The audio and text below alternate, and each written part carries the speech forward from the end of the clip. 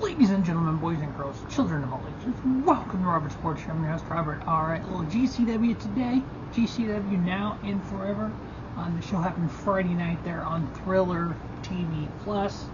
Got this watch. I'm going to start SummerSlam here shortly, so that review will be up either tonight or tomorrow night. So Now and Forever from GCW from Cleveland, Ohio. So they're in Cleveland along with SummerSlam and SmackDown and everything. Alright, first match, we had a tag team match. We had a team of Bang and Matthews, the tag team that you can Google now. Before their names was the Bang Bros, and they were the tag team you couldn't Google because if you Google Bang Bros, the tag team wouldn't come up. Anyway, Bang and Matthews now. Austin Matthews and Davey Bang taking on CPF, Close Personal Friends, out of the UK, Danny Black and Joe Lando. They're one of the, I would say, top tier tag teams over in the UK. Progress Wrestling, Rev Pro on the indie scene, OTT among others. Great little match here.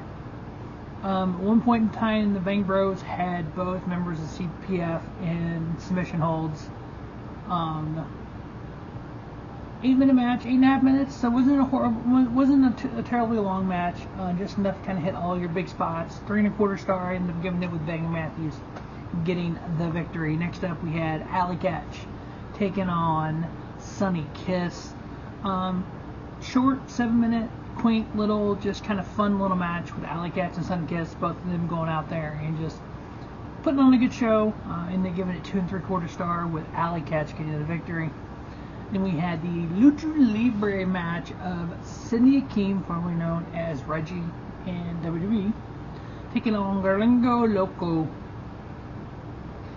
Gringo Loco did this top rope Spanish fly-ish into a slam. They're really, Dave Prazak didn't even have a name for it. I mean, it looked like they're going to do a Spanish fly, but it was kind of a twist Spanish fly into a slam by Gringo Loco. Bunch of top rope move for these two. Sidney Akeem ended up getting a victory in 10.5 minutes, ended up giving it 3.5. Damn good little match. I think this is not the first match that these two have had recently. Either stuff is running together, maybe stuff is running together, because I don't see, I swore they had a match, or who does Sidney Akeem have a match with, and I'm thinking it's Gringo Loco. That's what Myron Reed, Ninja Mac, another GCW show, Jack Cartwheel, okay. He's had a lot of those kind of matches, because his last match in WWE was April 20th. His first match in GCW was June 15th against Jack Cartwheel at GCW Hit 'Em Up, and he's had a couple since then. Okay, Ninja, okay. So he's had a lot of the Lucha Libre matches here recently, so they all kind of run together after a minute. But Sidney Akeem getting the victory there, I give it 3.5. Next up, we had Zilla Fatu, yes, of the Fatu family. The Roman Reigns' second cousin, I think, his cousin's kid. He is the son of Umaga. Is it Umaga? I think it's Umaga. Let me look that up here. Yeah, there are so many of the Inoue family. Yeah, Umaga's son. So he is, was he the brother of, was he? Yeah, his cousin Solo, Jay, Jimmy, Jeremiah, all that bloodline family, which, like I've said before on here, I completely expect him to be part of the bloodline at some point in time. So yeah, Jamal was his brother, or his uncle. No. Oh, Jamal was Umaga's nickname. Okay. Here's the Noi family. Yeah, you gotta really look at this family tree to kind of see who everybody is. So Umaga is, okay, Zilla Fatu is his only son. Okay. And he was the brother of Rikishi and the brother of Tonga Kid, who is Jacob Fatu, and Jacob's brother Journey Fatu is also getting into wrestling. So yeah, there's generations and generations of the Fatus, and Zilla is part of that. He's like 22 matches in his career. Hella talent. Kind of looks like them a little bit. He's got the super kick. he's got the body type. He's got the look. He's just so green. I love the fact he's kind of building up here in GCW. I can't wait till we get. I haven't watched SummerSlam, so I don't know. When Roman comes back, and then probably by War Games we'll have the OG bloodline versus the new bloodline. Hopefully by then we can bring in a Zilla Fatu. We can bring in some of this other, kind of have the two bloodlines, one by Roman. My guess would be an ideal situation would be Solo losing a match and kind of getting down in the match, have Roman come out, have the whole bloodline try to help Solo win, Solo lose still, and Roman confront him on SmackDown and go, look, you had the entire bloodline and you still couldn't win this match. You're not the tribal chief, I am. Have War Games, and then maybe have a match at Rumble next year or somewhere where it's Roman versus Solo for control of the bloodline or something like that. Maybe Mania next year, and do Rock versus Cody, and then do that. The Zilla Fatu here. Fatu went to do a crossbody on Joshua Bishop, he's a big dude. Bishop caught him like a baby. I mean, literally. Fatu does a crossbody, and Bishop just caught him. And then slammed him. Zilla did a huge dive to the outside. Multiple chair shots. Bishop took chair shots, gave chair shots back to Zilla. Bishop put Zilla through a door. Zilla Fatu Samoan dropped Zilla Fatu Samoa dropped Joshua Bishop through a door at the corner of the ring in order to get the pinfall victory. 10.5 minutes, I ended up giving it 3.25 stars. Next up, we just had a 6-man Lucha Libre match. A lot of just high flying Lucha guys. Arez, Gargano Del Mal, one of my favorite luchadors. Big guy. Don't think he's going to be that kind of luchador. He is kind of like Gringo Loco, but bigger. Jack Cartwheel taking on the young dudes, Alec Price, Marcus Mathers, Dustin Waller. So, Dustin Waller and Marcus Mather. What is their tag team? They have a tag team and they use in the Northwest or Northeast. Excuse me. What's their tag team name? Miracle Generation. That's it. The Miracle Generation, along with Alec Price, known as the Young Dudes. I love it. They should use the Miracle Generation. That's what they are in Wrestling Open and Beyond Wrestling. But the Lucha guys get the victory here. This was literally just nothing but just the high flying, high energy, top rope moves. I ended up giving it 3.75 stars with the Lucha guys, Arez, Galeno Del Mal, and Jack Cartwheel getting the victory. Next up, we have a match that started at the St. Louis show there in July. Raj Dhesi, formerly known as Jinder Mahal, taking on Effy. Remember, he came out there and attacked Effy. Immediately when this match started, Effy goes for multiple pins. Wasn't able to get the pin on him. Effy starts hitting him with a chair. Raja came out with, used his different tools on him. I mean, literally tools on him. Then you had two guys come out to help Jinder to pull the mask off. Don't know who they were. One looked like Jack Evans. I don't know who the other guy was. Then you had two more masked guys come out who ended up being the Bollywood Boys. Then you had Allie, Katch, and Manders come out for the save on Effy.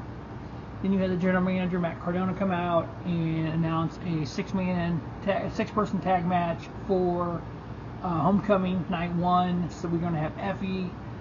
It's going to be Effy, Allie, Katch, and either Manders or... hold on, let me see it here, because it's thrust is what it says right now, but I know obviously subject card to change. I think that was night 1. Yeah, it says thrust here. Okay, so Dark Sheik, Allie, Katch, and Effy right now versus the Bollywood Brothers, Gurv Shera, Harv Shera, and Raji Dhesi. So obviously that night's going to be capped off by a GCW title match, triple threat for the title. Mance Warner, Joey Janela play Christian in a ladder match. So that night 1 card's looking pretty solid. So this match ended up no contest. I ended up giving it 2 stars because it was just kind of wasn't a lot there to it. A lot of substance for match-wise, but we had a lot of story stuff there going on. And then we get the announcement from Matt Cardona. He is able to return at Homecoming Night 2. So we'll see. Thought it announced who his opponent was going to be. Let's take a look at that Homecoming Night 2 card and see what that looks like. So those 2 nights there in New Jersey and Atlantic City is looking pretty solid for Homecoming now. It's going to be a tag match. It's going to be, which we made at the main event, so we'll go over that shortly. But we know we're getting him back there. Next up, we had a 4-way hoss fight with one called Manders, Isaiah, Broner, Parrow, and Sam Stackhouse. 4 huge guys, big beef fight. The only big spot in this was just a circle of all 4 chopping each other. 4 big dudes just chopping one another. Manders ended up getting the victory, but Manders actually had won another 4-way number 1 contender match, so he actually gets a title match on the New Japan tour, on the Japan tour on the 12th, 13th, and 14th. So it should be fun to see him versus Mance Warner. Next up, we're supposed to have this pick your poison match, where since we have 3 people going to the match at Homecoming, Mance, Joey Janela, and Blake Christian, this show had Joey Janela's pick for Mance Warner. Unfortunately, Joey Janela wasn't able to be there. I guess he's had some issues going on. Hopefully he's healthy for Homecoming. Because he wasn't able to be there for the Pick Your Poison match, Matt Cardona brought somebody out. Cool ass Andy. Yeah. This match literally outlasted I don't know, officially a minute 1, but yeah, it was over. It was a no contest. And then we had Matthew Justice come out, formerly a tag team with Mance Warner. So we had just a fight with these 2. Justice hit Warner with a beer can. Then he starts drugging it, hits Manser with it, pours it on Manser, which Manser obviously liked. Jumped off the ring onto Manser with a beer can in the head. Couple big old chair shots. When Manser came out, he was kind of making fun of this kid, and this kid was crying. So after Matthew Justice come out and they start fighting, you had Matthew Justice take Manser over to the kid and hold Manser back and let the kid slap him, which is kind of funny. They were pulling partial doors out from underneath the ring, hitting one another with full doors, partial doors, pile of chairs. At the end of this match, Jimmy Lloyd come out to help Manser. Second rope DDT through a door by Manser onto Mance Warner, or to Matthew Justice. After that, 1, 2, 3, because of the help of Jimmy Lloyd. So Mance Warner wins this match 18 minutes and 6 seconds. I give it 3 3/4 star. I hella enjoyed that match a lot. Next up, we had Blake Christian and Shane Mercer taking on Los Macizos, Ciclope, and Miedo Extremo. Not a lot of extreme stuff here. Good little match, 7.5 minutes. Ended up giving it 3 star. With Blake Christian and Shane Mercer winning. Next up, we had the GCW Extreme title in a non-extreme match. Literally nothing extreme. I kind of hated this match. And with Maki Itoh, the cutest one, the extreme one. She comes with a pizza cutter because she's friends with Nick Gage. She gets on the mic, "Where's my motherfucking dad?" Yeah, it's cute as hell. But going up against John Wayne Murdoch, so I'm expecting, okay, it's the extreme title. Let's get extreme. Maybe some table, maybe some doors, maybe some bridges, maybe the pizza cutter. Nothing. Obviously, Cleveland, you can't do that. So we had a extreme title match. Not extreme, had a couple chair shots, and that was it. A little over 5 minutes, 5:51 to be exact. Yeah, I give it 2.5 star. Maki Itoh retained her GCW Extreme title.